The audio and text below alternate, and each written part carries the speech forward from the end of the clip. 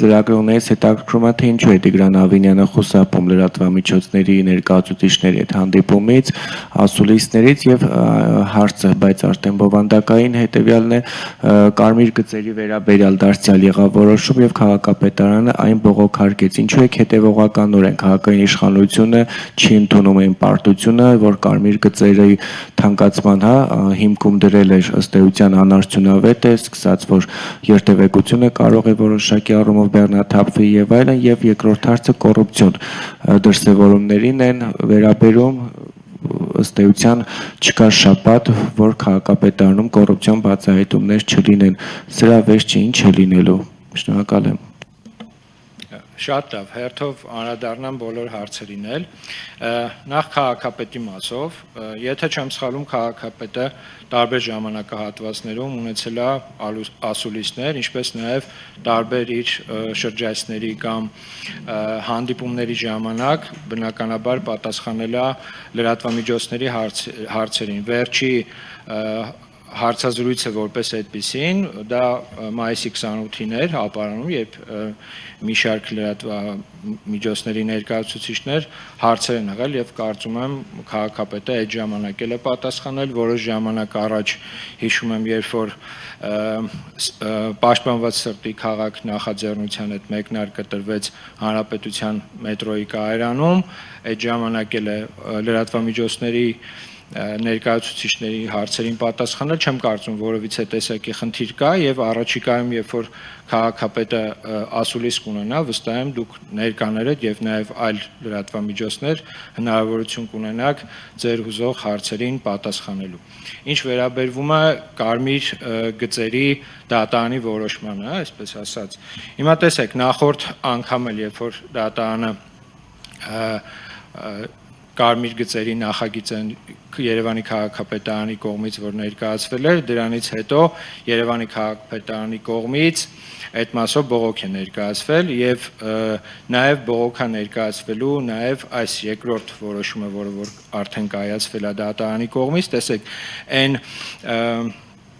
գաղափարը, որ դրվել էր կարմիր գծերի, այսպես ասած, տարիֆների բարձրացմանը, դա ինքը որոշակի նպատակ ուներ թե կենտրոնի բեռնաթափման, թե առհասարակ այդ ոլորտում հասարակական տրանսպորտի ոլորտում մի շարք փոփոխություններ բերելու։ Կարծում եմ, որ եթե ոչ ամբողջապես դա Երևանի քաղաքապետարանի կողմից կատարված աշխատանքը այս բային տեսանելի է, ես կարծում եմ, որ առաջիկայում, երբ որ արդեն ավտոբուսների համար առանձնացված գծերի քանակը ել ավելի կշատանա, մենք այդ փուլից սկսած արդեն կարծում եմ շատերս կհամոզվենք, թե ինչի համար էր դա արված եւ առաջիկայում արդեն հունիս ամսվա ընթացքում մի շարք փոփոխություններ ենք արդեն ունենալու եւ կարծում եմ այդ մասով մենք նոր դրական փոփոխություններ կտեսնենք քաղաքում։ Ինչ վերաբերվում է քրեական գործերին, ինչպես դուք եք նշում, չկա ամեն շաբաթ, որ ձերբակալություններ չլինի։ Իհարկե, այսպես ասեմ, էլի, Երևանի քաղաքապետարանի դիրքորոշումը հետեւյալն է, որ ցանկացած, այսպես ասած, կոռուպցիոն դրսևորում իր արժանի պատասխանը պետք է ունենա ու կապ չունի, թե դա ինչ պաշտոնյայի կողմից է անում, դա կլինի, չգիտեմ, առաջատար մասնագետ, վարչության պետ, թե այլ պաշտոնատար անձ, բայց այս մասով մենք որոշ անհանգստություններ ունենք, իսկ անհանգստությունները կայանում է հետևյալում, օրինակ տեսեք, տարեսկզբի այն ձերբակալությունները, որ տեղի ունեցան Երևանի քաղաքապետարանի, մասնավորապես հասարակական ծառայության, հասարակական կարգի ծառայության պետի, ինչպես նաև տեղյակ եք, որ ձերբակալվեց նաև կոմունալ տնտեսության վարչության պետը, երկուսն էլ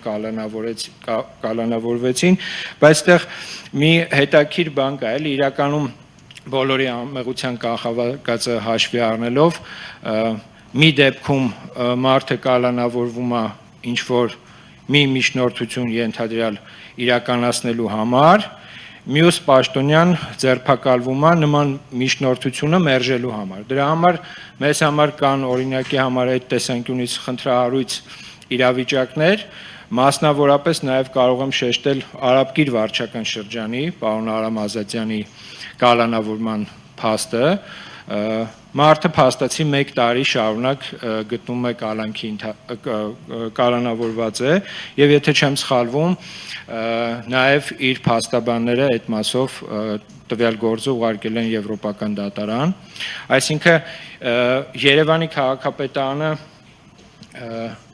իր բոլոր, այսպես ասած, աշխատակիցների ենթադրյալ մեղքերի մեջ որոշակի, այսպես ասած, խնդիրներ է տեսնում։ Օրինակ, տեսեք, վերջի 2 աշխատակիցները, ովքեր որ ձերբակալվեցին, հասարակական կարգի ծառայության աշխատակիցները, որոշակի առումով ինֆորմացված լինելով այդ դեպքի հանգամանքներից, մենք այդտեղ որևիցե խնդիր չենք տեսնում։ Խնդիր չենք տեսնում նաև, որպես այդպիսին վերջերս ձերբակալված նախկին քաղաքաշինության եւ հողի վերահսկողության աշխատակիցների ձերբակալության մասով, որտեղ այդ մասով էլ առաջին հայացքից Երևանի քաղաքապետարանի կողմից այդտեղ որևիցե խնդրարույց բան չկա, նորից եմ ասում, հաշվի առնելով բոլորի անմեղության կանխավարկածը, վերջերս նաև ձերբակալություններ եղել Շենքավիթ վարչական շրջանի նախկին աշխատակիցի թե աշխատակիցների, եթե չեմ սխալվում, երեկել ռեպորտաժ է պատրաստել հանրային հեռուստաընկերությունը, այսինքն այս գործերի մասով դեպքեր կան, որ մենք միանշանակ համակարծիք ենք, որպես այդպիսին տեղի ունեցողի հետ, բայց որոշ դեպքերում էլ, որոնք արդեն նշեցի, խնդրահարույց են մեզ համար, դա եւս քիչ առաջ բարձրաձայնեցի, հիմա տեսեք, էլի շատերի համար տպավորություն կստեղծվի, որ տեսեք այս շաբաթը մեկ Երևանի քաղաքապետարանում ձերբակալություններ են լինում, տարբեր պաշտոնյաներ են ձերբակալվում, դրանց մեջ կան եւ ներկայիս գործող պաշտոնյաներ եւ նախկին պաշտոնյաներ, բայց եկեք